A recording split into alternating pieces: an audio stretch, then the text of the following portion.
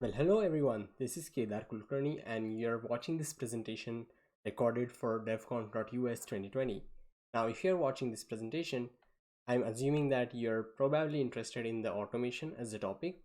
You have heard of Ansible or maybe also used Ansible and Ansible Tower, but if not, that's fine as well. We are going to talk about both of them today. But we are also going to talk about infrastructure as code, configuration as code, Gitops, and so on. So let me tell you a story. A few months ago, my team was trying to decide what would be our de facto automation tool to fulfill some of our use cases internally. And being Red Hat, the first thing we do is we look at what tools do we have available within Red Hat that we can use. And that's what we call dog fooding, eating your own food. And in that, we decided to use Ansible Tower. Now, if you are using Ansible Tower, that means that you have to deploy a fresh instance of Ansible Tower and then configure that Ansible Tower with job templates, workflows, and all the metadata it needs to do function properly in order to provide the functionality for all of your use cases. And when you're setting these up, it would mean that you will use these things using Ansible Tower UI or CLI or API, and maybe you will integrate these tools into your CI/CD system and so on. Now, the problem that we faced as soon as we started thinking about Ansible Tower was how do we manage the change? We were a team of 3 sysadmins or DevOps-ish engineers who were responsible for standing up this Ansible Tower for our team, and this was gonna be our production Ansible Tower instance, which in case goes down, stops working, crashes and burns, it means it's gonna take away our good night's sleep until we stand this back up.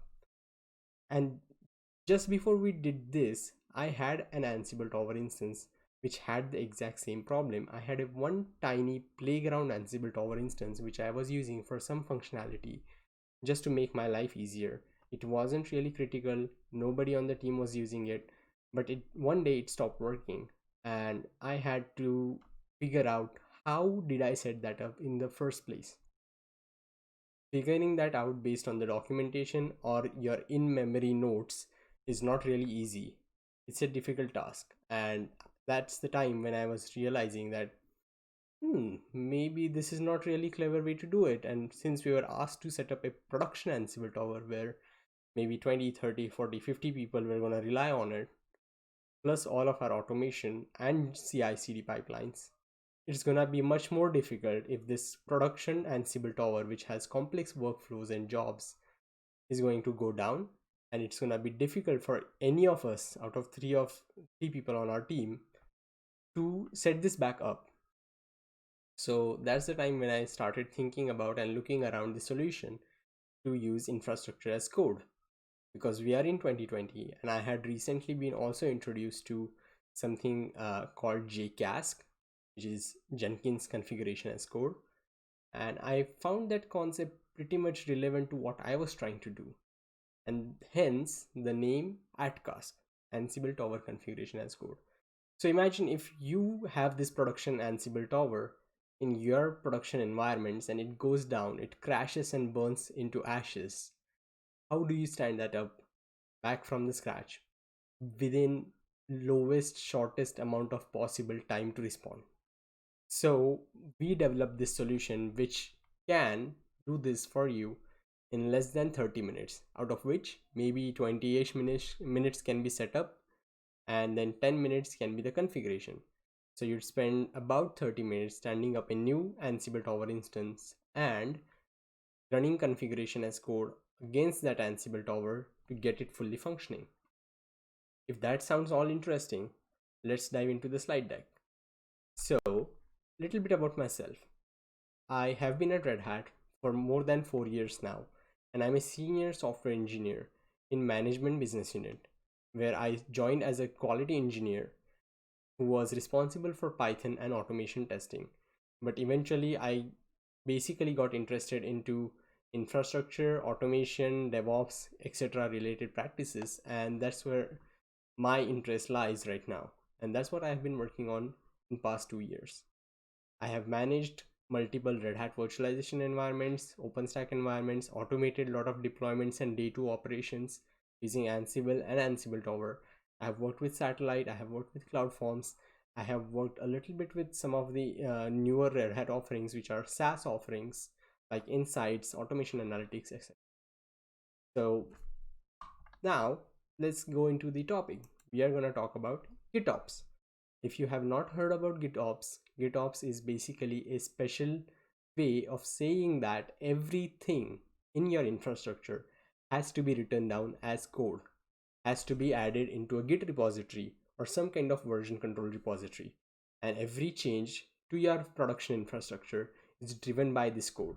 So what that basically means is, since the day you stand up a new Ansible Tower or any kind of system, you are going to have all of its setup, installation, and configuration, as well as day 2 operations written down in the form of some kind of code that you can execute and recreate the environment, update the environment, make changes to this code, and then use that code execution to make changes to your production environments. So you are not actually logging into any of your production systems, you are actually writing your code, and then that code takes some form of automation, execution, or CI/CD to go from that code to the production level changes in your infrastructure. And that's what the Gitops is. So Gitops basically enables you to do infrastructure as code or configuration as code. Now, a little bit more into the main topic. The introduction is here, that's saying that we have 3 important things to cover in here: infrastructure as code, Ansible, and Ansible Tower. As you might have understood thus far, that infrastructure as code is very important for us and for a lot of you if you are trying to make your lives easier, because infrastructure as code has its own advantages. It basically helps you boost your confidence as DevOps engineer. And Ansible as well as Ansible Tower, these are the 2 automation tools that will help you automate all of your infrastructure activities, and they have their own advantages. So let's look at the Ansible Tower first. So Ansible Tower, I'm going to talk in relation with Ansible, differs in slight things. So basically, Ansible is a command line tool. It's basically a package that you install on your system, on your laptop, which you can do it right now using pip install Ansible or maybe your own preferred package manager. And installing Ansible allows you to run commands using Ansible, Ansible Playbook, and so on. These commands will help you execute ad hoc Ansible tasks or Ansible playbooks. And these playbooks are usually what is the main unit of execution in the world of Ansible. This playbook can contain a lot of tasks. So each task can do a certain thing against the host that you are running this automation for. It can install a certain package, it can remove a certain package, create a new directory, copy some files, download some files, configure something, and so on. Now, if there are some repetitive tasks that you are wanting to use against different hosts in different contexts and using different playbooks, then you can probably actually abstract these tasks into what's called a role. So in a playbook, you can have one or more roles, and these roles are basically a package that you can share across different playbooks. So if you are setting up an HTTP server, if you're setting up an email server, if you're setting up an Nginx server, Apache server, or whatever, in all of these, you might want to connect to your AWS, Google Cloud, or Azure to actually create an instance or a container or something on which you can actually do the further deployment and configuration. So that part of initial deployment is same no matter what kind of server you're setting up. So you can create a role out of that and abstract it away, so you can have 3 different playbooks to set up Nginx, Apache, and email servers. And then all of these playbooks can have that one common role that they are calling to set up the initial virtual machine or an instance or some kind of container, whatever is your choice. That way, roles allow you to abstract tasks and be reusable across multiple playbooks. Now, in terms of Ansible Tower, it's an enterprise level tool that enables you to use Ansible at enterprise level. So Thus far, talking about playbooks and roles can probably seen as an individual thing. You can do it on your laptop, I can do it on my laptop. But if we are trying to do Ansible in your production environment, you might want to have some more visibility, control over who's running what against which hosts or which servers, and you need to have some historical logs to make sure that everything has a change log or audit trail that you want to check if something goes down, and so on. So these enterprise level features of centralized Ansible execution, role based access control, multiple user environment, having these debug logs present across all these environments, everything is possible if you use Ansible Tower, because Ansible Tower is basically Ansible plus all these enterprise level features. So I'm going to show you a screenshot of Ansible Tower here. The screenshot basically shows you that this is the login page or landing page right after your login to Ansible Tower. And in this case, this is the snapshot or screenshot of our production Ansible Tower. This Ansible Tower has 111 hosts that it is managing, because Ansible Tower can do inventory management. It has excuse me, number of job templates that were executed on it. There are number of recent job runs that are listed. Then there is a graph showing how many jobs are being executed on any given day. And this is the main page that gives you a lot of information about overall Ansible usage in your organization. Then you can look at the left hand side navigation menu and navigate to some of the more important and individual types of objects. Like you can look at the templates, you can look at the credentials, projects, inventories, users, teams, organization, where you do all role based access control. You can have notifications set up, you have instance groups if you have like an Ansible Tower cluster, settings, and so on. So now that we have looked into Ansible Tower and little bit of Ansible, let's dive into the next important question. So how to set up Ansible Tower infrastructure with a single playbook execution?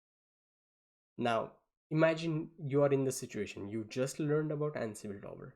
Now you want to basically start using Ansible Tower. The first thing you do is you go out, you find out what information you need to download and install the Ansible Tower. You download it, you install it on certain system, maybe a virtual machine somewhere, maybe in a container, you want to spin up a container that has Ansible Tower, and so on. So you basically take care of all these things by hand. And even after that, your job is not done. You still have to set up the job templates, workflows, projects, credentials, users, organizations, LDAP, RBAC, everything. And all of this can take you a day, or maybe take you a week, and it's not done there.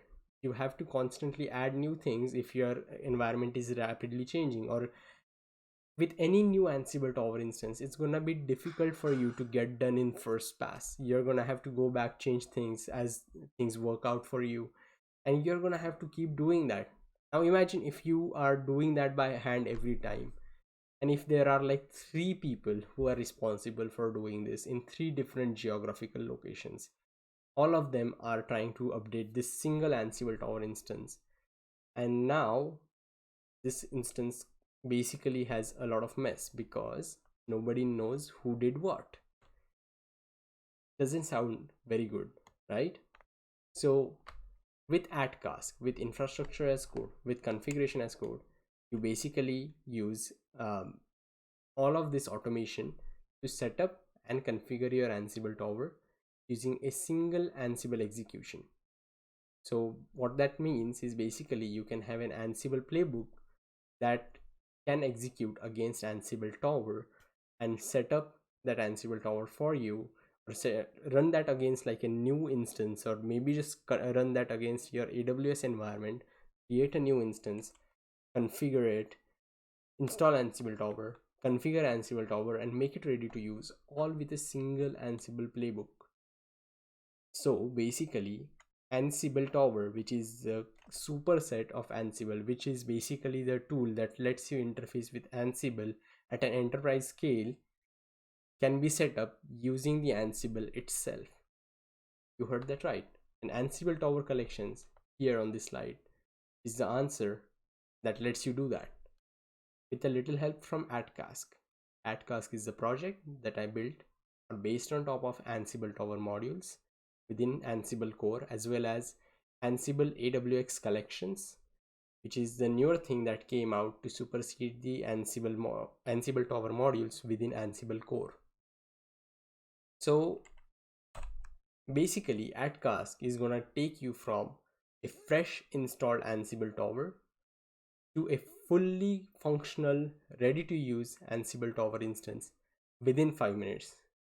It's super fast, it is super convenient, and it basically takes a lot of guesswork, a lot of manual effort, a lot of toil. If you're an SRE, you'll understand this concept. It will go all out of your day-to-day job because Ansible Tower configuration as code is taking care of all of this manual effort for you right out of the box. So enough about Ansible Tower and the configuration as code. I hope you understand a little bit about what we are trying to tackle here. The problem that we were really trying to tackle were trying to make your Ansible Tower easy to reproduce, easy to stand up, easy to reconfigure, have everything tracked into the code repository. Everything has a commit history assigned to it. Every change is made through the code. So all of that, anything that you have heard for infrastructure as code applies to this. So @cask, what is it providing? It is providing basically an as code solution to configure your tower.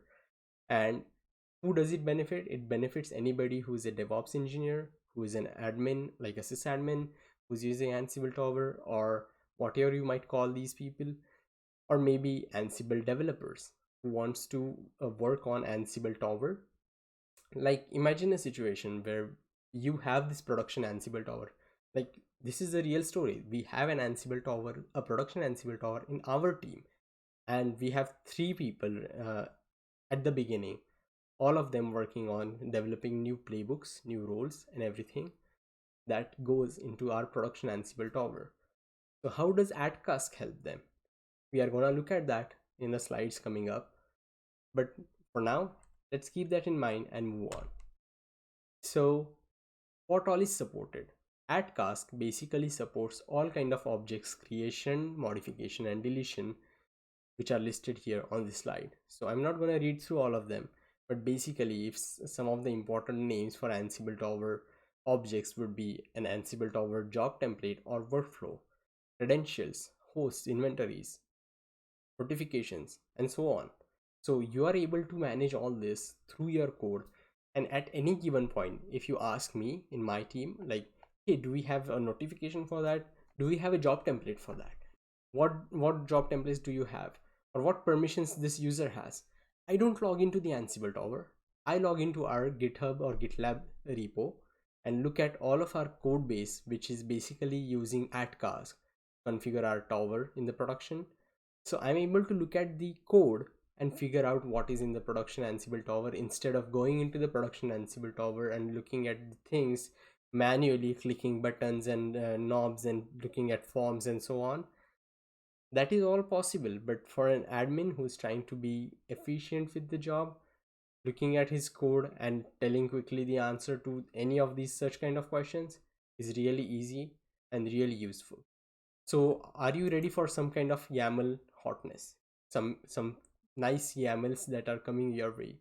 These are some examples that I have taken from @cask that we use and sharing some screenshots here so you can understand how it is written. So there we go. This one is showing you a Tower credentials dictionary, which is a list of dictionaries, and each item in this list is a new Ansible Tower credential. So we have 1, 2, 3, and 4 credentials. Each of them are of different type and take different kind of parameters. And using this kind of YAML, I'm able to add like maybe another 100, 200, or however many credentials I want in this file. And when I run @cask, when I run configure tower.yaml playbook, reads this file and creates all these objects on the Ansible Tower.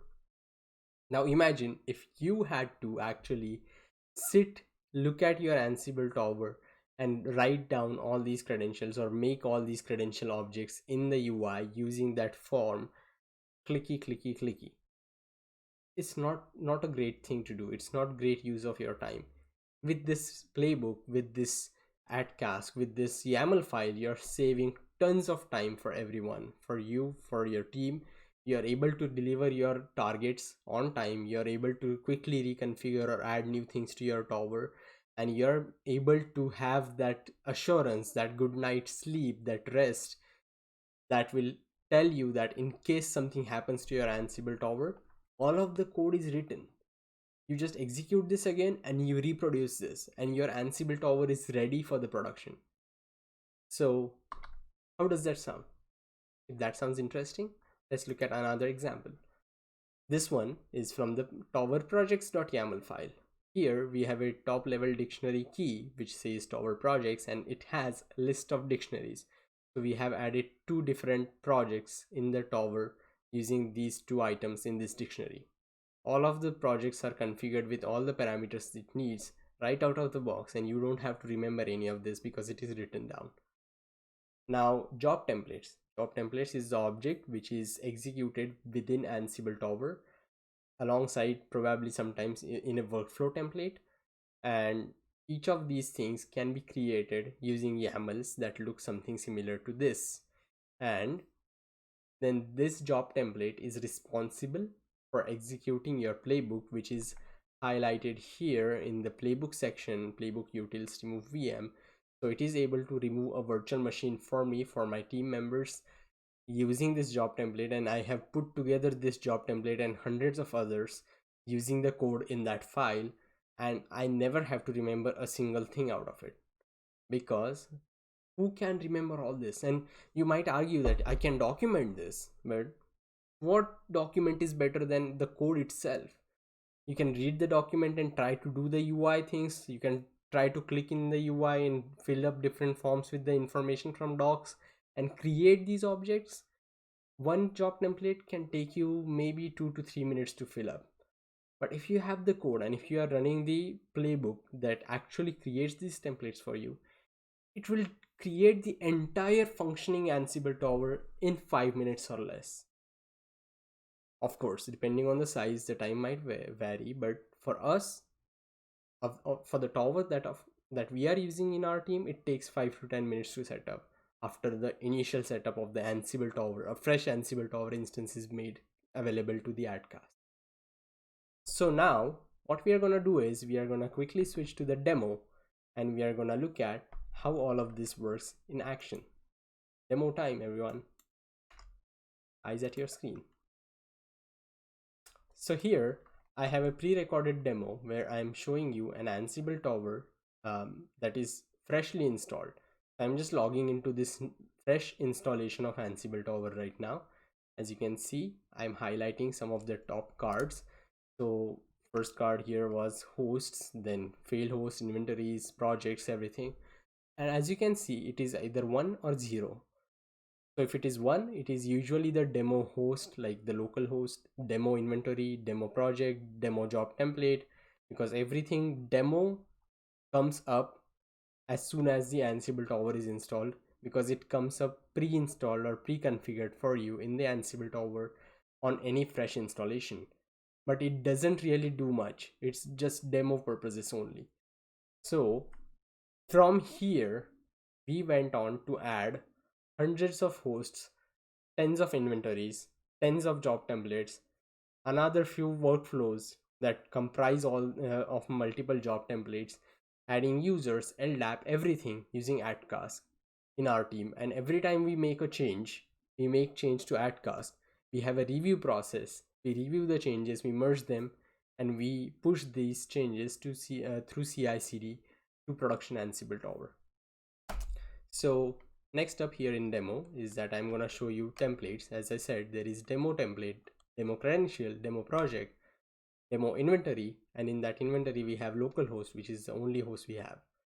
Now if you look at the terminal, you can see that we have tower configurations directory under AdCast.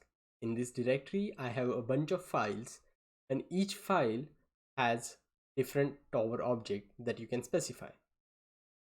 Now, if you look at some of the files that I'm going to cat out here on the screen, you're going to see the same or similar YAML formatted text that actually comprises of the configurations that I want to make or apply to my Ansible Tower in order to make it a useful instance. So what I mean by useful instance is that if you log into Ansible Tower as soon as it is installed, it is really not useful because there's nothing in there. And now you add all this stuff in there, all the job templates and workflows and all the metadata that is required to make that happen, and then that tower is useful for you or anybody on your team to start using it to run automation against your systems and get your job done. So let's look at Tower job templates file. Now if you look at the Tower job templates, I have 2 job templates and few other things that are commented out as an example. I have left those there because these help you understand how these things are created and how you can create more of these. But right now we just have 2 job templates, test template 1 and demo job template, and they have all their respective fields of information filled up. And next is Tower Inventories.yaml. So here we are creating inventory localhost, satlab admin inventory. We are creating the revm01, revm02. So 4 inventories are being created. Everything else is left there in comments as examples for your reference. So now what I'm doing is I'm running this Ansible playbook. Sorry about that. I'm running this Ansible playbook that is actually responsible for reading all the files under Tower configs and create all the instances of all the objects that are required within Ansible Tower, all the metadata for you. So now it has started execution. It is going through all the steps. So it makes sure all the packages it needs are installed. It is applying some settings to the Ansible Tower. Then it is gonna go into the next thing where it is setting up the organization, setting up the user. It is then adding the Tower teams. So Ansible Tower has ability to create teams of users and assign them certain permissions because it can provide the role-based access control. Now we are adding the credential. Obviously, if you set this no log equal to true, then it will not actually share all the credentials on the screen, but these are some dummy credentials for you. Then you have some inventories that we saw earlier. So it created all 4 inventories we needed. Now it's adding the Tower project, and in the Tower project we are adding 2 different projects. Both of the projects are dummy projects pointing to one of my GitHub repo. And once the project is added, what Ansible Tower does is it connects to the GitHub repo or any repo where you're fetching that project from and makes sure that it is accessible. It clones that locally within Ansible Tower instance so that all playbooks are available for you to execute. So that's what it is doing right now. It is sleeping, or it is basically in a sleep timer where it is trying to make sure that all the projects that we added can be updated or are updated. If the projects don't get updated or don't get synced, that means that project sync failed and Ansible Tower would not be able to access the playbooks from that project. Once that's done, we are creating Tower inventory sources. We are adding hosts. So we added local host here manually. Then we are adding the job templates, which is what we are gonna be able to execute once it is ready. Then we are adding some notifications. So we have ability to do emails, IRC, Slack, and so on, notifications from your Ansible Tower on each job execution, success or failure, depending on how you might want to set that up. So now once everything is done, once we created job templates and workflows, the last step in the playbook is to make sure apply a role that actually makes sure all the Ansible Tower objects that we created have correct permissions for the correct users that are going to use the Ansible Tower. So that prevents anybody from your team logging into Ansible Tower and doing something inadvertently which they are not supposed to do or they are not supposed to see. Now I'm going to refresh this page and going to show you that, see, the inventories that we listed earlier are all created. We have inventory source created. Everything is pre-filled for you. projects are created, projects are showing the green dot in front of them, so they are synced, all credentials are ready, and the job templates are also ready. So now this tower is much more useful than it was less than 4 minutes ago. So as you can see, Ansible Tower is able to set up itself using AtCast project, or you're able to set up the Ansible Tower using AtCast project, such that it becomes very easy process to set up and configure the Ansible Tower. Now I'm gonna switch back to the presentation and we are gonna look at the next slides.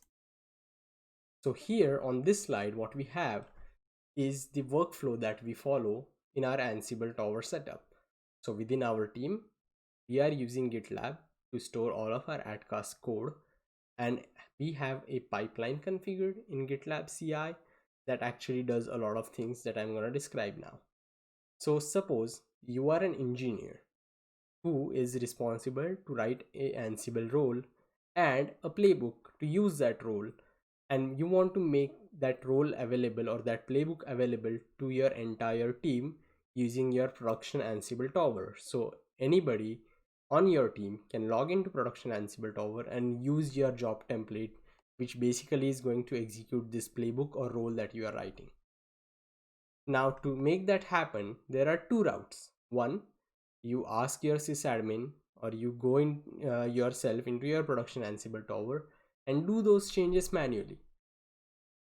Is that clever or is that easy?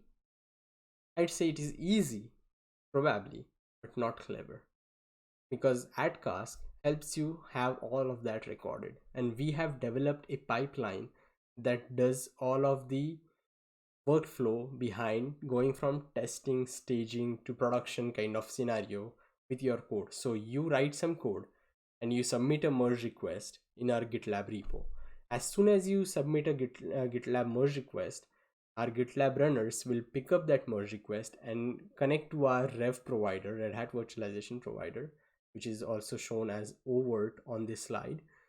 Overt is the upstream name for those who don't know, for the Red Hat virtualization project, and upstream means it is open source and it is available on GitHub or some kind of code repository on the internet free of cost. Now it connects to that Overt provider, creates a new virtual machine which is based off of Red Hat Enterprise Linux, and installs a fresh instance of Ansible Tower on that machine, configures it using AtCast, and makes a test Ansible Tower ready for you.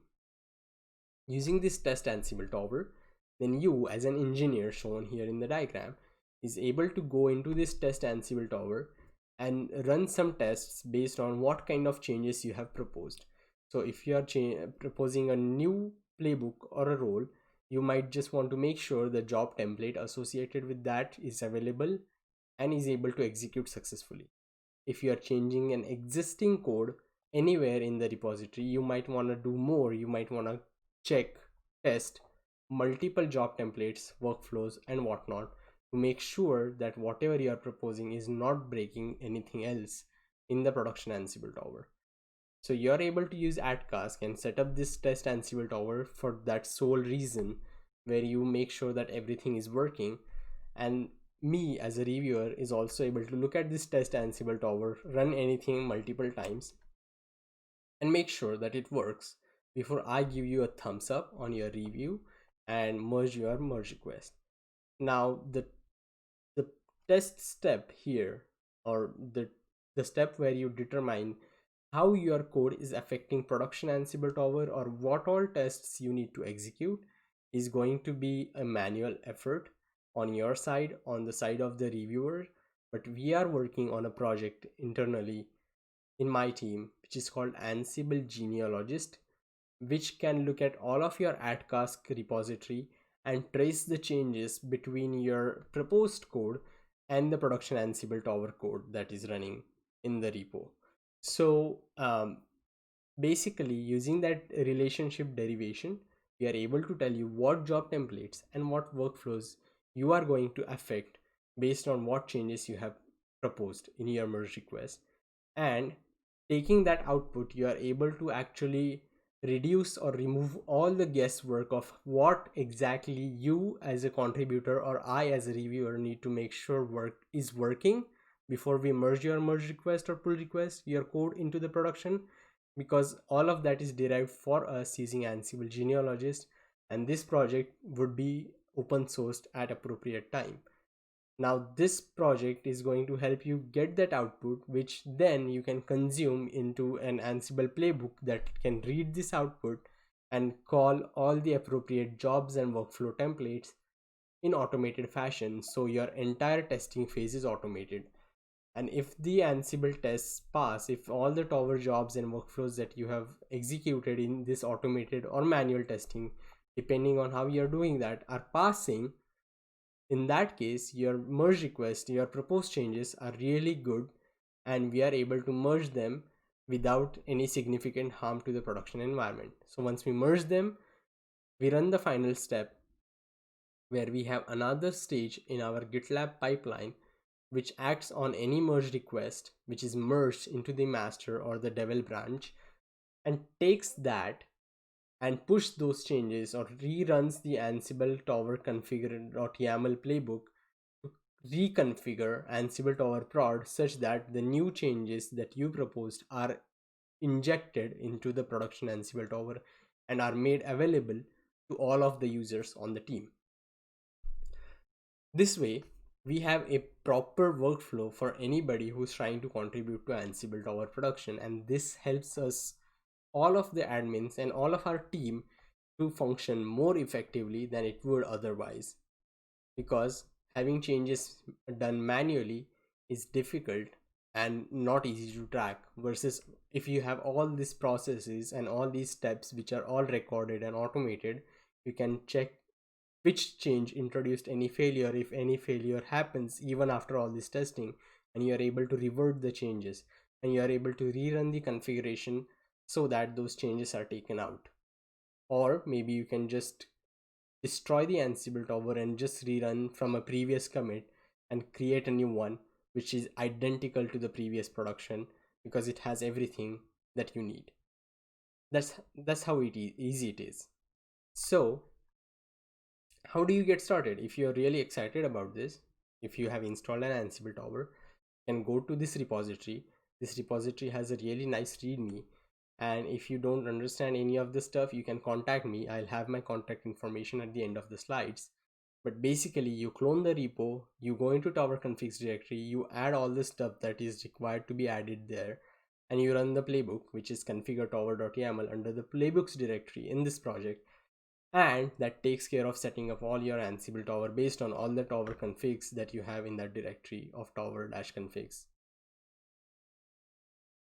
A quick introduction or quick overview to the milestones that we have had in this project. The initial idea was conceived in January of 2020 when I had some incidents with my old Ansible Tower, and we were also tasked to set up the new production environment. Then we developed AtCask based on the Ansible Tower collections. Then we open sourced that AtCask. So it was open sourced on GitHub in March 2020.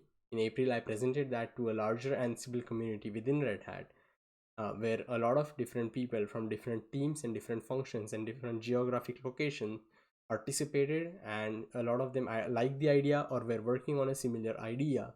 So we decided to work together, and in June, we actually released our new project called Tower Configurations on Ansible Galaxy, which is under Red Hat COP namespace or organization. It is based off of AtCask and some other ideas that enhance the stuff that we had in the AtCask. So Tower configuration is the next step, and if you were to try out AtCask and if you really like it, I would also recommend that you move on to the next step and look at the Tower configuration, which is built on top of AtCask in a certain way.